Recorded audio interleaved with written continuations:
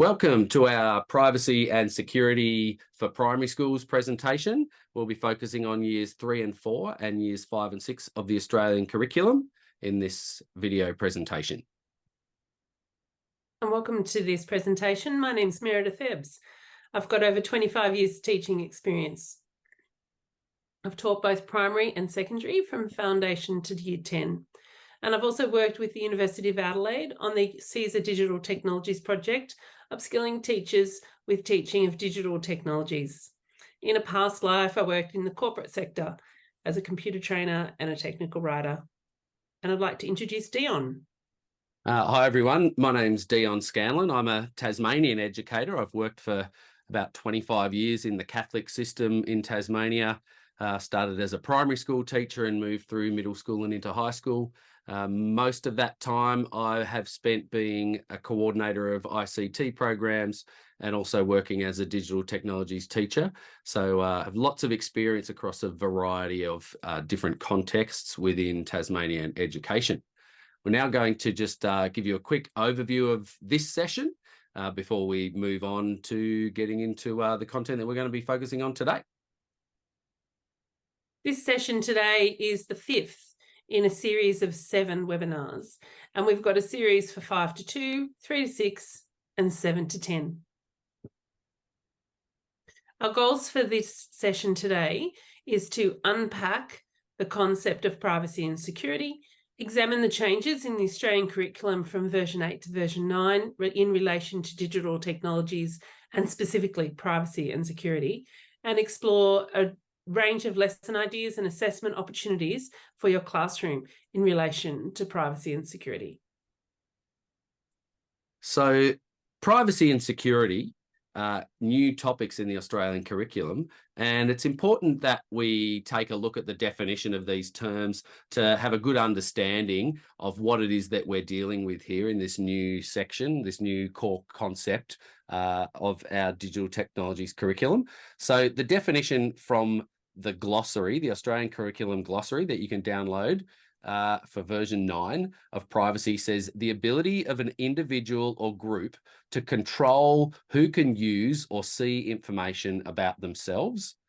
Information privacy is related to how personal data and information is handled. So the privacy section of the curriculum really focuses on this idea of privacy being how people deal with their data and manage what information is available about them. The security section, with the same definition from the glossary, is assurances that resources such as data are protected, free from risk, and reliable. For example, data is encrypted when being transmitted. The security section's a little bit more technical. Things like passwords are an important part of the security section. And it's not so much about how people deal with your data when you give it to them. It's more about the technical side of that and how computing systems are used to protect people's information. So let's have a look at what privacy and security looks like in Australian curriculum version 9. First thing, when we're thinking about teaching, we need to think about 3 main areas. We need to think about the curriculum, and what do we teach, the pedagogy, and how you're going to teach it, and the assessment, how I will know when they have learnt it. So we are going to be thinking about these things. So what do I teach? We use our content descriptions to give us the explicit statements of what needs to be taught. How will I teach it? We consider aligning this content with other learning areas, and we also refer to the elaborations, remembering that the elaborations are optional, but they're great ideas and suggestions if you're not really sure where to start teaching a particular topic. And then we will know what they've learned by using the achievement standard to determine what needs to be assessed. We need to provide students with multiple opportunities to demonstrate their success, and we need to use both formative and summative assessment opportunities. This graphic shows the progression of the privacy and security concept from foundation all the way through to year 10. And it is good practice for teachers to look at the content that is expected to have been taught at the levels below and above to consider what's next.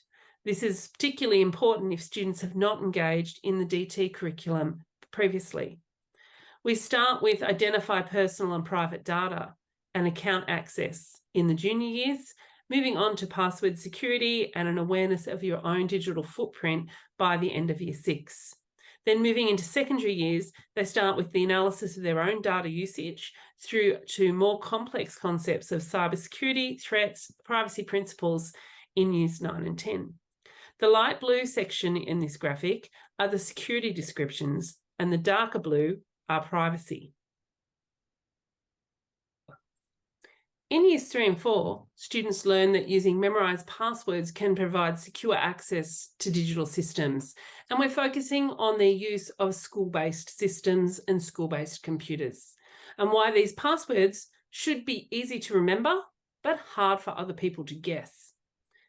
For assessment purposes, they just have to demonstrate that they can access digital systems using their memorised password. This is a big jump from stage 1, where you may have had passwords written down. The explanation of why is not part of the achievement standard, but it should still be taught. And this should help shape why students develop their own passwords. Students also need to learn how to identify personal data and consider the risks associated with having personal data online. In years 5 and 6, students learn about the benefit of unique passphrases to access digital systems. Passphrases are a string of words or a sentence, but they don't have to explain why they are more secure than a password. For assessment purposes, students need to develop and apply passwords in year 3 and 4 and passphrases in years 5 and 6 to access digital systems.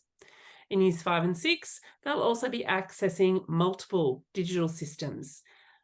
You might also introduce the concept of unique passwords for different systems. They also need to identify their personal footprint and begin to recognise the permanence of online data. One of the interesting things in this section as well is that the achievement standard actually refers to students securely accessing digital systems, and it's very hard to tell whether they're doing that, because one of the things that we're not going to be doing as teachers is approaching students and saying, tell me what your password is so we can assess whether it's a good password.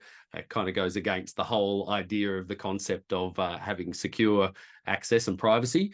But students being able to actually explain to you their understanding of what makes a good password or a good passphrase and why it's secure should be enough of assessment in that situation. And I guess we'd like to presume that if they understand the idea of secure passwords and passphrases, that they would actually be using them. So we'll move on to just having a look now at the next section, where this particular concept links very, very nicely into digital literacy. Remember, this is the new title for the general capability that we've always been using of ICT. And particularly this first one, practicing digital safety and well-being, is one of the sections of digital literacy. And this links really closely to the privacy idea that we're talking about, controlling digital identity and digital footprint. So there are key elements from the particular concepts that we're dealing with. And looking at the security side of things, managing content and protecting content are really important. And that's where the password idea and having secure password or passphrases links really nicely to this particular section. And you'll find really good links to these in the curriculum now. It's one of the great things about version 9. There's very explicit ways that the curriculum is tied together through digital literacy capability and the digital technologies core concepts and curriculum. And lots of links to health too, in stranger danger and personal safety offline. So you can link in your online safety to your offline safety, and having a safe adult who you can talk to about passwords, online difficulties, It's the same sort of concept as you would have safe people to talk to about personal matters that students might like to reveal to an adult. Absolutely, yeah, really great parts that tie into that health curriculum, and you will see specific references to that within the elaborations section. So let's now take a look at some activities and teaching and learning strategies that you might be able to use in your class to support students' privacy around and security around using passwords. So we created this little pyramid type graphic just as a way of showing a bit of a hierarchy of how to support students with remembering passwords and using passwords in the classroom and beyond. Uh, but looking at it from a curriculum perspective. So the bottom level on here really probably relates to the grade 3-4 level. That bottom left corner hits the mark for the earlier years of primary school, so the foundation to year 2 curriculum, where it's acceptable to be providing passwords on a desk. And you'll have many students in year 3 and 4 who may need that support early on, but moving through those middle sections, which hit the year 5 and 6 curriculum, up to the pinnacle at the end, I guess, where students are just totally able to manage their own password use and coming up with good passwords, strong passwords that are always easy for them to remember but difficult for others to guess. Moving along, there's a video here that you may wish to watch now. If you want to have a look, it's a entertaining, quite humorous video by Jimmy Kimmel, where they take a look at how easy it is to get people to give away their passwords or passphrases. And just as a link to this as well, it is very easy, and it could be a great activity in a class to get students to role play something like this, where one person plays the part of an interviewer who's asking the person questions, trying to get them to give away hints as to what their password might be. But you might wish to pause this video right now and jump out. You can type in the URL there, or you can search "what is your password" on the Jimmy Kimmel Live YouTube channel and have a bit of a watch of that video. Another really interesting tool, and thinking about real world scenarios, there's a website that's owned and managed by an Australian. It's named Have I Been Pwned? You can see that it's not spelt pwned like you would expect. It's a gaming term, that one, that dates back to a long time. But essentially the idea with this website is it stores a whole heap of information that has been found over time from exposed passwords and usernames and information that has been stolen from services and shared online, mostly in the dark web. It's a legitimate, secure website. It's not trying to steal any of your information. This one is well known and well used by people around Australia and the world to help provide themselves with security support. But one of the interesting tools on here is on the Pwned passwords tool. You can enter a password. It might be your own, or it might be one that you're just testing, into this particular interface, and it will tell you how many times that exact password has been exposed to the public by being stolen from in data breaches. So it's a really interesting one. It's one of these things that the most secure way to use is to not put your own password in there. But admittedly, I've done that and found that a password that I used, I would say, would have been used by other people as well. And it was a really good revelation, because if your password has been exposed at any point in time and someone's trying to, hack into your system or into something that you're logged into, the first thing they will do is use a list of known passwords. And if your password is in the list that exists on this website, then you'll be pretty much hacked instantly by that kind of technique. So let's think about teaching passwords. What are the important ideas that come with making a strong password? And remembering this key idea, a strong password is one that's easy for you, who's making the password, to remember, but difficult for others to guess.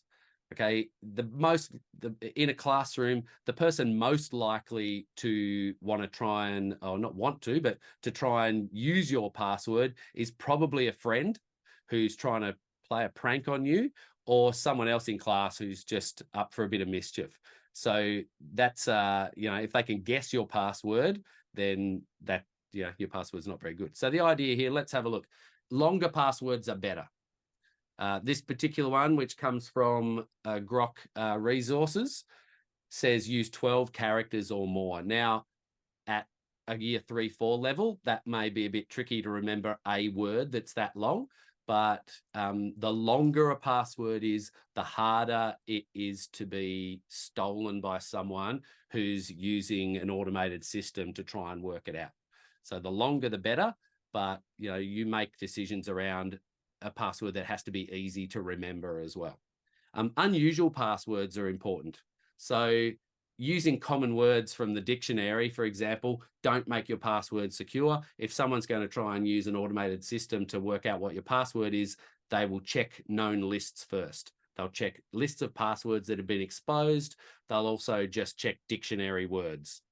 Randomizing the letters and numbers and special characters in your password is a really good idea to make a password hard to guess.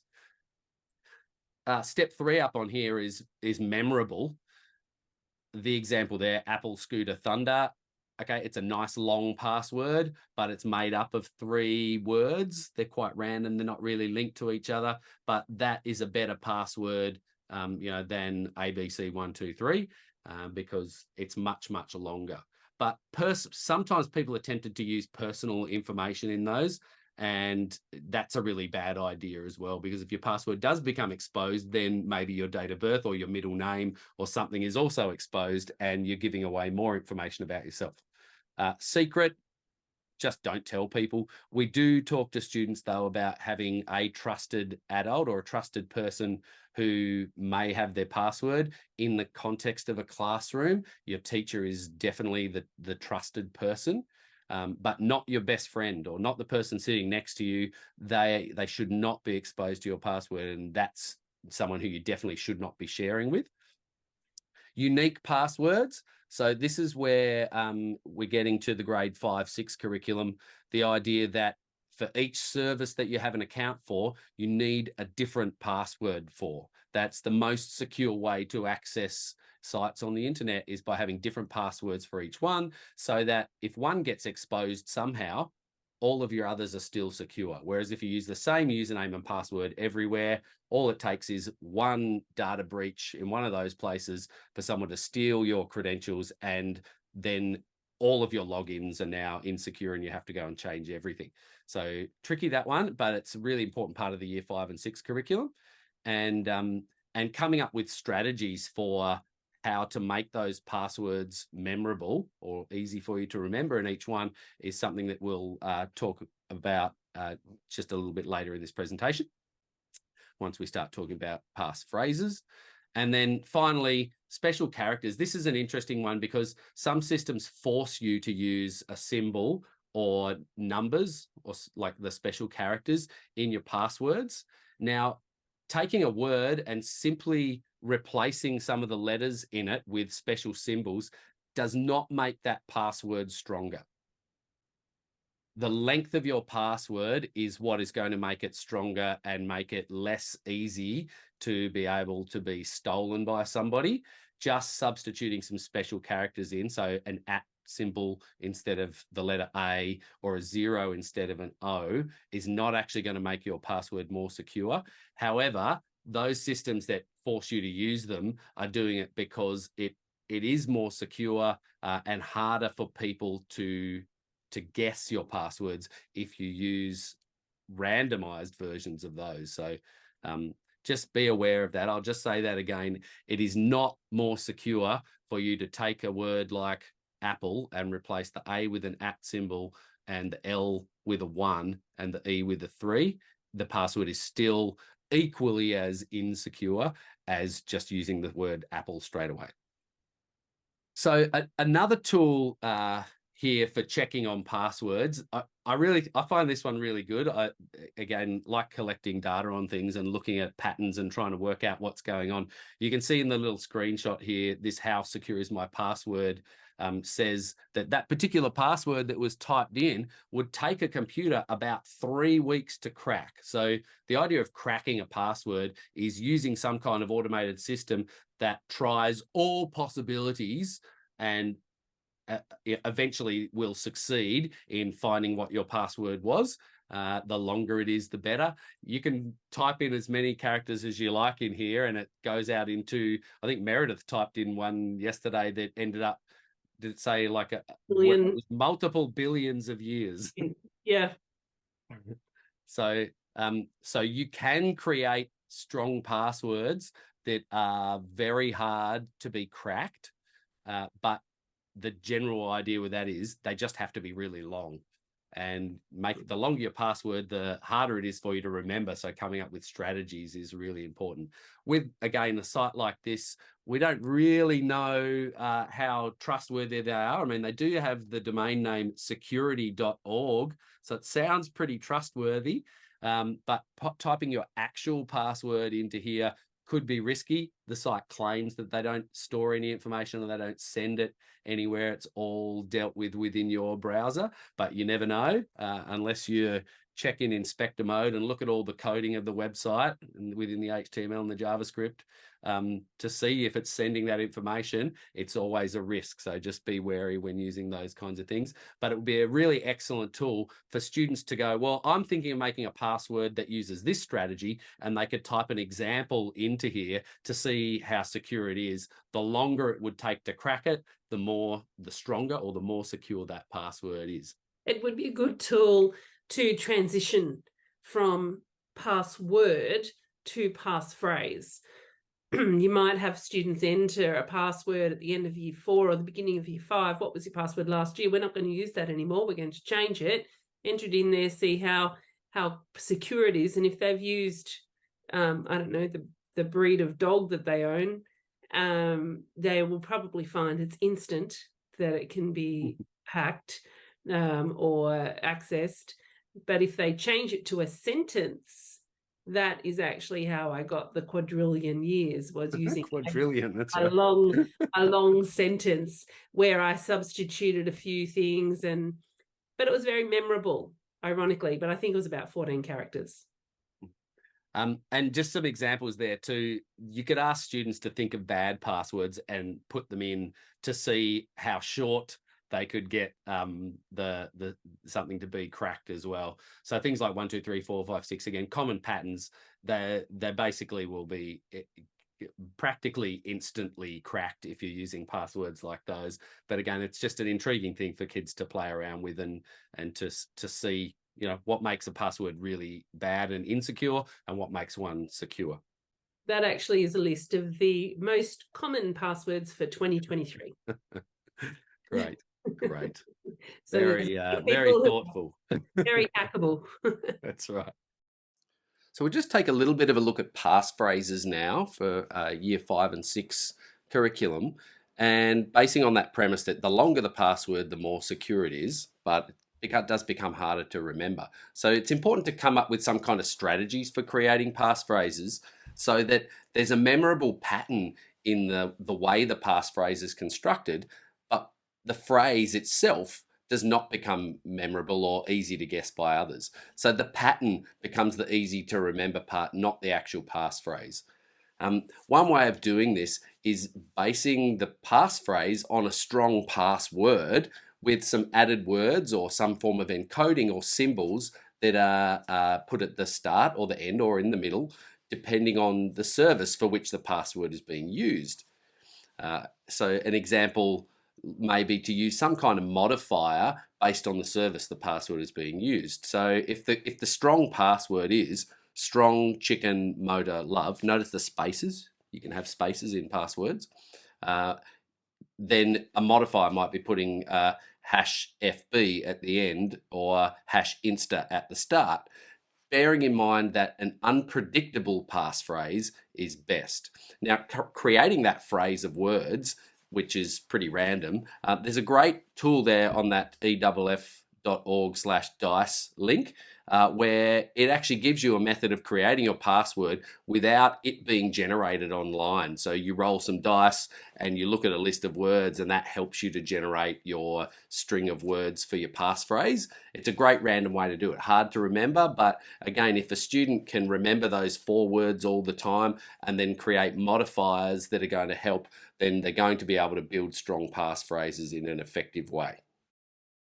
All right, now moving on, this is a really interesting part, and a classroom is the kind of place where this stuff, I think, happens a lot. So in a way, not so much the social engineering, but where guessing passwords is much more achievable. So social engineering is this idea that we use these personal piece of information about ourselves, and there are common ways that people do it to create their passwords. And if people find out enough information about you, then they may be able to work out what your password is, and it makes your password easier to guess. And the way that we use social media and things, we're being shaped to think in certain ways and to do certain things online that are actually about collecting more pieces of information about us, so that our passwords can be maybe less secure than we want them. So some of the simple things to teach here are: don't save passwords on a shared device, particularly in a classroom. If you if you've got devices that students are logging into that they're sharing, it's really important that they don't save their password in there. When it pops up and says, do you want to save? You should be choosing never. And hopefully your IT support staff, if that is the case, or you, if you're managing yourself, can actually make those systems actually not ask to save passwords. That's going to help students to not have to come up with that idea. Sharing passwords is just a huge no-no. So sharing your password with anyone, if anyone else finds out your password, then you should be changing it. And that's just a blanket rule. So unique passwords for everything. Again, with year 3 and 4 level, your students probably have no control over their school password, but we can still teach them about what makes a good password. And if your school or your system is not actually providing students with passwords that the students are satisfied with, there's room there to maybe lobby the IT department of your school or of the system that you work for to actually make passwords that now meet the demands of our curriculum, which is saying, we need our students to understand what a strong password is. Okay, remember, easy to remember, difficult to guess, amongst other things. And that maybe there's scope for your students to actually put forth a case to get those changed. Destroying personal information before throwing it in the bin, classic one. If you had a password written down on a piece of paper and you throw it in a bin in the classroom, someone can go and pick it out easily. Oh, look, I've got your password. It's so easy to do that if the password was ever written down. Oversharing of information is another example. People who like to post lots of things or tell other people a whole heap of stuff, write stuff down, getting on social media, that's another way of giving away information about you. Okay, I like the picture here with the caption. It's like, I wonder what this person's password is. Do we think that she might have a password linked to teddy bears? I don't know. That's highly possible if that person's not very good at writing secure passwords. And again, just to reiterate that point, if a password becomes known by someone else, it should be changed. The other thing I think that's important from a teaching perspective is social engineering can also be where students look over your shoulder to access your password. And while we type it quickly and we try to do it privately, I have actually had students watch me over several days or weeks to collect passwords, and then it became apparent that they knew my password. I changed it immediately, of course, but it definitely made me more aware of where I am standing in relation to students when I type my password either onto my computer or onto my phone, because I do use two-step verification. So I do have whatever I log into on my computer, I need to have my phone with me. So I was always much more cautious, and this was quite a few years ago, but much more cautious after that. So beware that you're not standing with your back to people. Always have your back to the wall when you're logging on or entering your password to protect your data from wandering eyes of students. That's right. And never log in on an iPad that's connected to an Apple TV or a screen in a classroom, because every time you press a letter in your password, it actually shows that letter or character on the screen very briefly. And I've seen that happen in classes where that was how students gained access to a teacher's login and changed some grades on some reports. All right, moving along. This is one that, again, a social media game. Sometimes these get distributed by email, not so much anymore. But these, again, this is social engineering at its best. It's, oh, yeah, let's do a quiz online, and it asks you questions about yourself. You know, what would your elf name be? So put in your first initial and the month that you were born. Okay, there's a piece of information about you, something that is you, your birth date, and you're giving that information away to people you don't know. And that's why they do it. They're just building profiles, trying to tie these things together and work out, ways of tempting you to give away more information. And there's a funny little joke one there. Where did you grow up? And it just, the answers that people have put in said, stop giving people your personal info to guess your password, because that's what all of those things are actually trying to do. So yeah, good fun. But we'll move on and have a look at some resources on the Grok platform that will assist in this area. So just take a quick look at something within the Grok platform that you could use to find some more resources and to provide your students with some online access to. There's a great collection of tools that link to cybersecurity under the topic of Cyber Marvel. Now, there's a link here that you'll be able to use to type in to find this. There's no other way to access this. It's for a specific set of schools, and Tasmanian schools are fortunate enough to be able to access this at the moment. So make sure that you make note of that and save it in your favorites or your bookmarks. Once you click on that link there, it will take you to the website and the Cyber Marvel landing page. You can see there's a few organising tabs across here for year levels, junior primary and upper primary. Or if you scroll down, you can see a whole heap of content that are just sequential. So some really great things. Safe passwords for year 3 and 4. There's some digital detectives tools here as well, with some other lesson plans and ideas that sit in here. So you can download those as teachers. You don't need to be logged into the platform to be able to access some of these resources, but the courses and the online content, you actually will need to be logged in. So make sure that you've got your Grok login sorted out by actually requesting an account and asking to become an authorized teacher. What we're going to take a quick look at here is this information privacy and security course. There's some really excellent activities in here for year 5 and 6 students, particularly, that deal with privacy and security grouped under a couple of different topics. So let's have a look at that course. When you land in the course page, you'll get a bit of a summary of what's going to happen. Students will see the same kind of content. And then we have a look, there's 2 different modules of work. So sharing responsibly, which deals with our privacy, and password security, which deals with the security content. So let's have a quick look at password security. There's some video content that you can watch. I won't play through that, but everything has a description on it.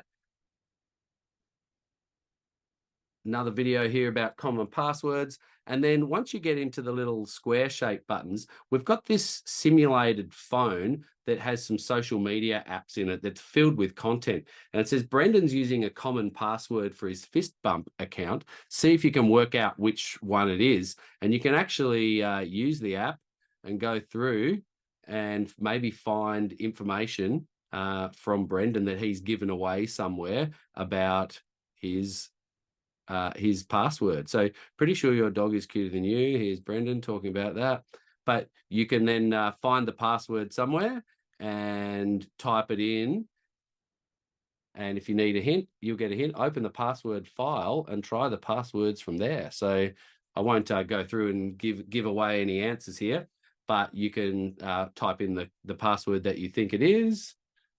What if it's password? Press mark. And, oh, I haven't got the right password. Lucky you didn't use that password, but you can find something else from there. Just a quick tour through the platform as well.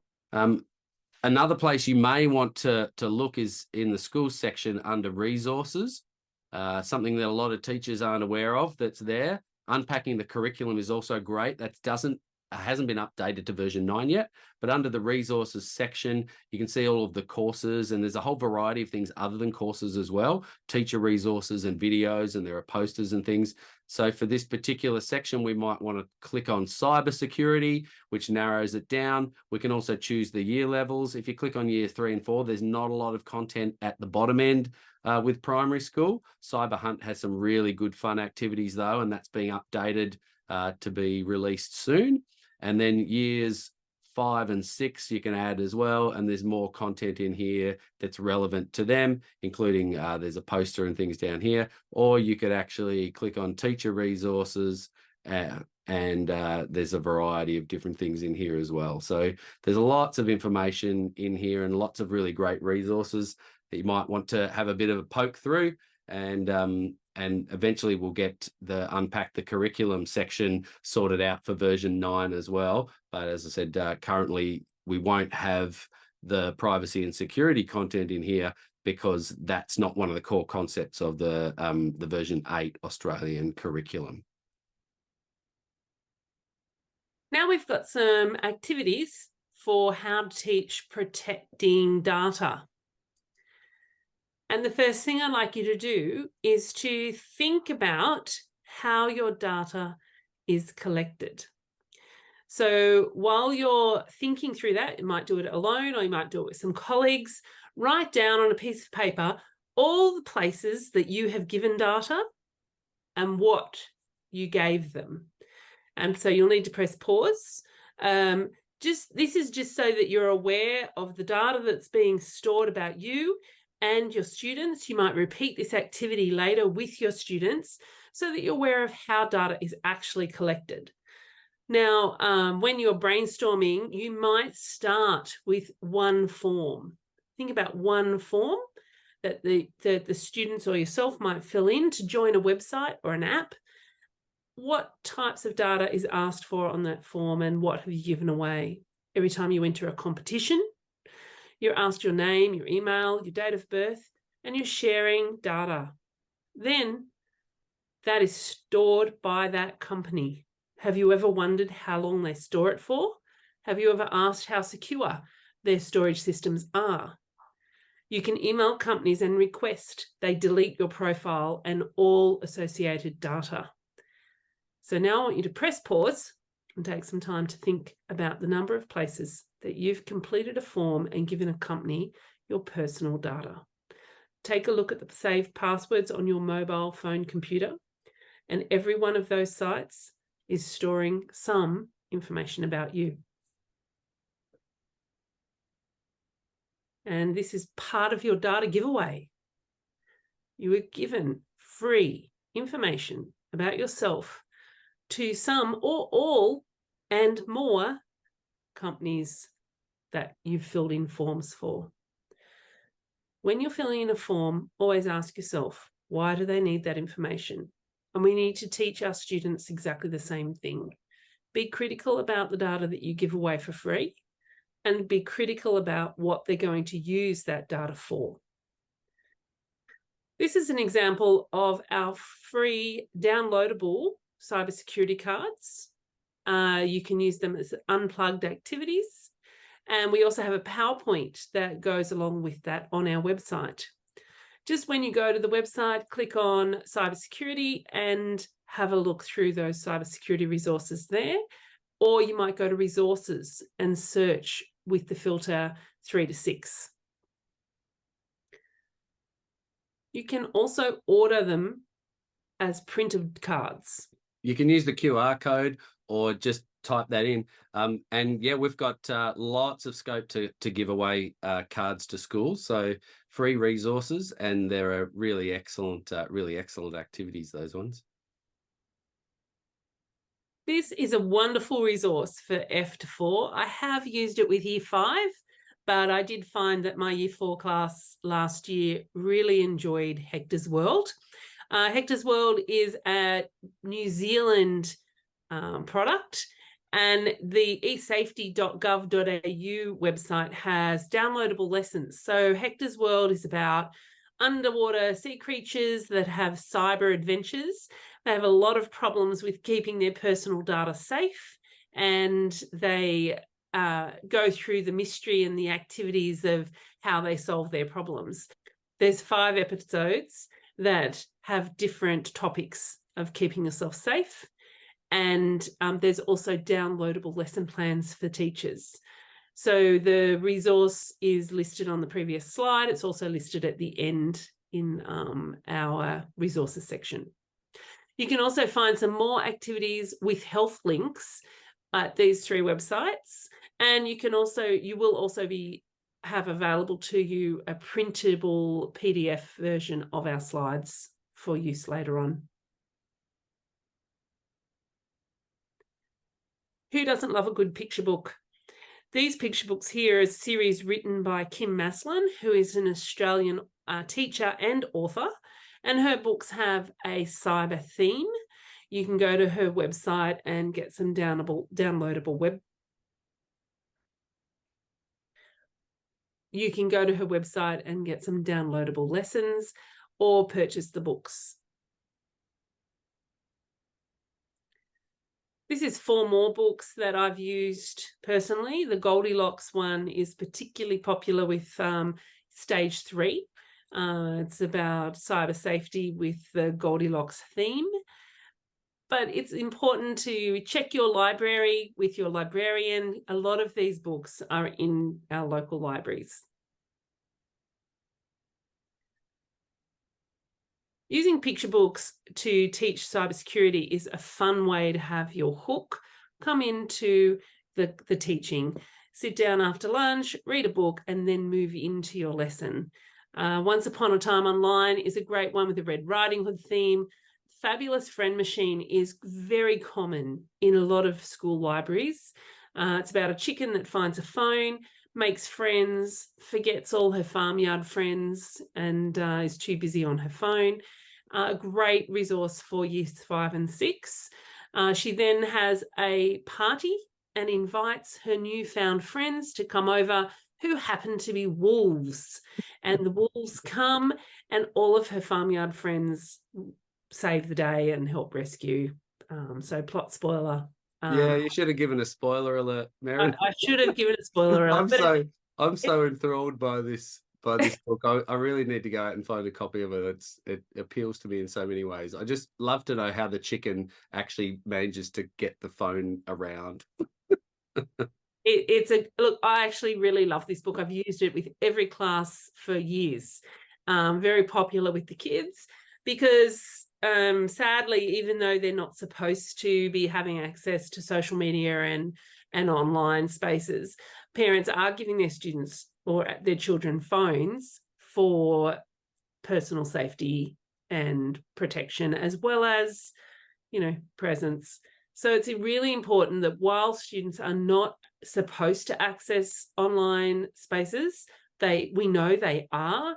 It's important to teach that concept now, and also using the picture books as a link in to talking through how to be safe and what data they're giving away for free, how their analytics are tracked by big companies. Swoosh and Glide is an Australian book released by the eSafety Commissioner. I think that's more of a stage 1, a year 1 and 2 level book, but it could be used with year 3. It's all based on your context, really. So I'll just show you another one of the activities that relates to the privacy section in this Information Security for Primary Schools online course. When you go through into that course that we were just looking at a little while ago, and instead of going into the password security module, if you have a look at sharing responsibly, again, there's a number of different sections in here. Each of the ones, again, with a little square is a problem where the students have to interact and find an answer. There's teachers' notes that you can read that refer to curriculum. Again, curriculum's not updated to version 9 yet, but there's plenty of curriculum links, particularly to the general capabilities through these as well. Let's have a look at this one, looking at the idea. Remember that the topic in here is about purposeful sharing. So there are lots of examples of things being shared online that shouldn't be. So this one says, can you find Christy's address? So, and there's a bit of a context here. All right, so we're going to have a look in the Fist Bump app. Christy, so we're not friends with Christy, apparently, according to the messages back there. So I can't just search for Christy. I'm not going to get posts from her. But look, here's Christy here, Christy Winthrop. If I click on her profile, you can see that it has her address. So in the problem answers, it asks for the street number, 91, the street name, Milner. You can type Milner Street in a lot of these. If you just type Milner, it will normally give you the answer as correct as well. And Annandale. And when I mark this one, great work, you did it, super sleuth, and you can solve your first cybersecurity question. Congratulations to me. And there's the badge that goes with that. So there's lots of really good activities within here, and they all involve sleuthing around through this fake phone here with all this social media content in it, trying to find various things that have been shared that probably shouldn't have been shared. It's a really excellent course, and kids really enjoy it, and it's a good activity to do collaboratively. So sometimes it's hard to find a small piece of information that was in a photo, like the name of a street sign or the number on the front of someone's house. And students really enjoy sharing when they find the answers, or maybe not telling the answers, but telling their friends where they may find the right answers. So that's another really good part of that course that students really enjoy getting their teeth into. The last section of the presentation looks at assessment, and we're going to present you with some ideas on how to unpack the achievement standards and some assessment ideas as well. The first thing we'd like you to do is have a close look at the achievement standard for your year group and think about what the command verbs are in your assessment standards. So we'd like you to press pause and write down the command verbs of the things you'll be assessing. So now you've had an opportunity to think about your command verbs. You'll see that we've highlighted the verbs or the observable skills in red and the content in blue. The difference between years 3 and 4 and 5 and 6 is the number of digital systems that they're accessing. The second part is privacy. So in years 3 and 4, students just need to be able to identify their personal data that's stored online and recognise risks. They don't need to be able to list them. They don't need to be able to do any deep thinking about them. They just need to be able to recognise the risks of having personal data stored online. When they move into 5 and 6, they're moving into their digital footprint. They need to be able to identify their digital footprint and recognise that it's permanent. So it's about just understanding that there is a digital footprint and that it can be there for a long time. They don't need to be able to identify details of that.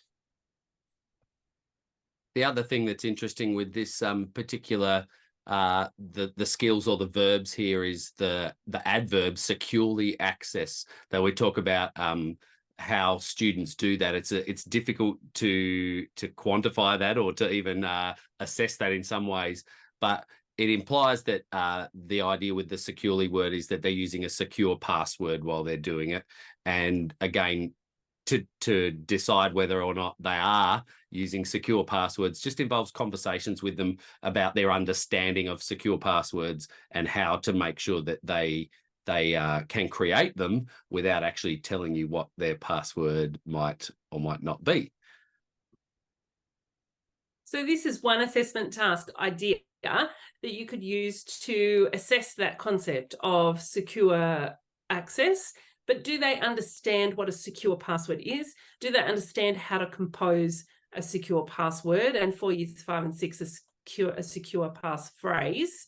And one way might be to create a quick quiz or multiple choice questions and see if they can pick one from multiple choice.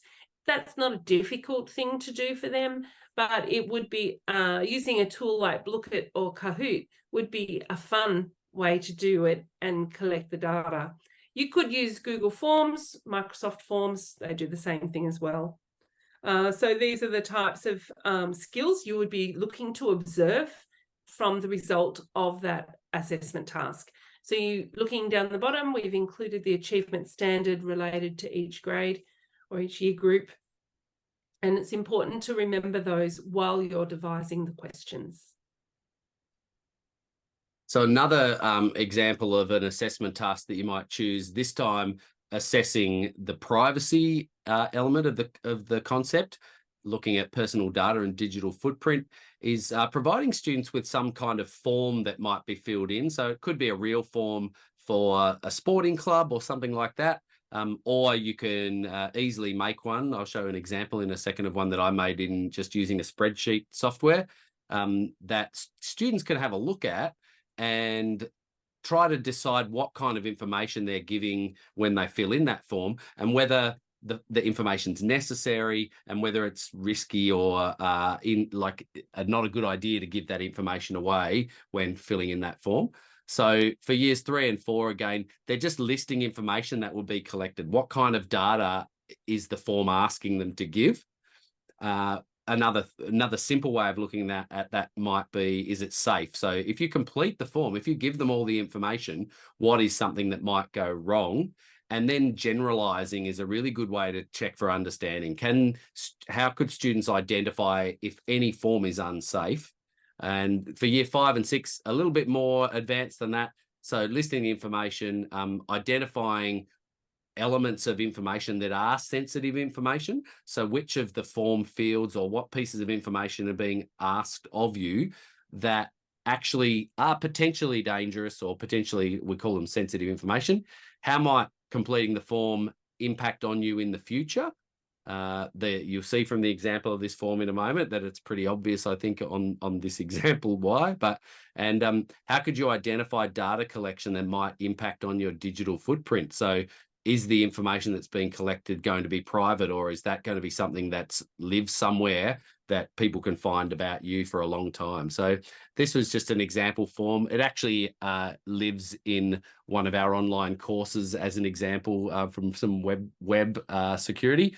But there's a whole variety of different questions there as you might see when you log in. There's some sample data already in it. But clearly, shoe size is not something that's overly important, unless someone might be going to give you free shoes. That may be important. It's probably not a very sensitive piece of information, your shoe size. However, underneath that, credit card number and upload a copy of your birth certificate are really, obvious pieces of information that if someone's going to give you something for free, they don't need that information about you. And really good questions could come from this too. Great partner task if students are assessing a form. Like one student might say, well, why do they need my email address if they're just going to send me free things in the post? And another student may have to justify that, or may have an idea as to why an email address would be required. And that kind of collaboration really helps to clarify understanding. So I think an activity like this, where you can create your own fake form and make it a bit of fun, or flip that around and ask a student to make a form for a particular purpose that contains requests for some sensitive information that's unnecessary, is another really excellent way for them to highlight their understanding of sensitive data and where that information may be going and what's unnecessary. Even, Dion, the idea of annotating a form. Rather than filling it in, they could annotate, circle things in red that are sensitive, circle things in blue that are okay. Yep. And filling in the form with a sarcastic response, maybe. What's your shoe size? I'm not telling. Yeah.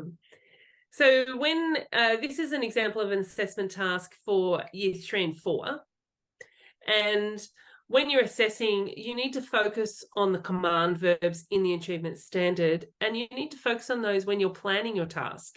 So there's nothing worse than setting a task and then marking it and realizing it actually hasn't met the achievement standard that you need, and having data that isn't really showing what you need to know.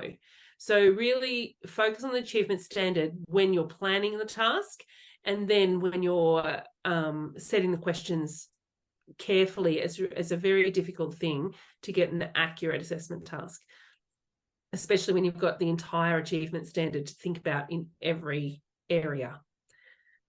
This assessment task looks at the Years 5 and 6 achievement standard for identifying digital footprints and recognising its permanence. And this resource is found on the eSafety Commissioner's website. It also links to the cross-curriculum priority of Aboriginal and Torres Strait Islander histories and cultures. And so that you might get the students to watch the movie, Your Digital Footprint. Then they might define digital footprint. And on the next page, I have a template that they could use as an example, they could use to document what's been learnt.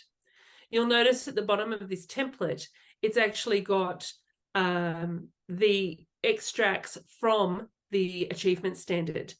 The purpose of a template like this would be to use in a portfolio that might be sent home to parents. It's a quick way to assess.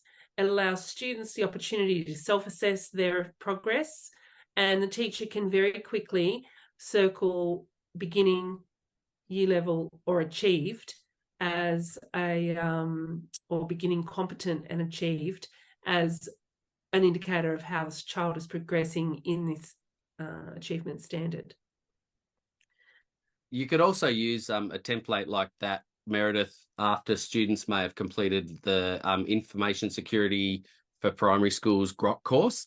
It's a really good tool that you've sort of introduced there for collecting information about what a student has learned. And in a lot of these courses that we run, and you can see there's a very long series of courses in our cybersecurity thread in Grok, with the primary information security one being very early on.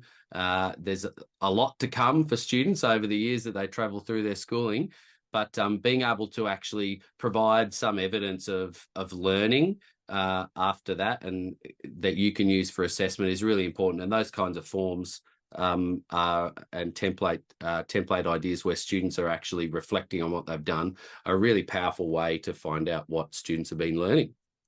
So that's about it for the content of our course. We'll just share with you some of the resources. There's a lot of links. We've got a lot of extra stuff in here for you. Some of the things within the resources we've referred to, some will be new.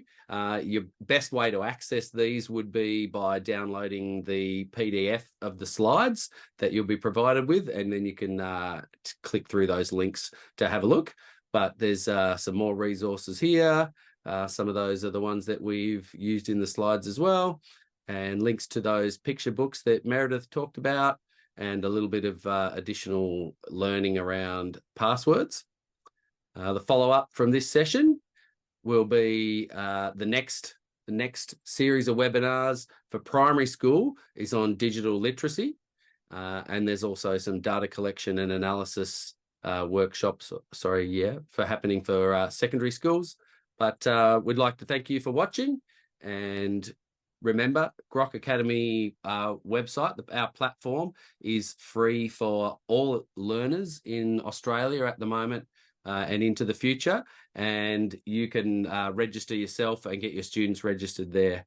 So yeah, don't forget that the platform's there, and there's a lot of really great stuff in there for you. And finally, that's how you can access our site. So thanks from me, and thank you, Meredith.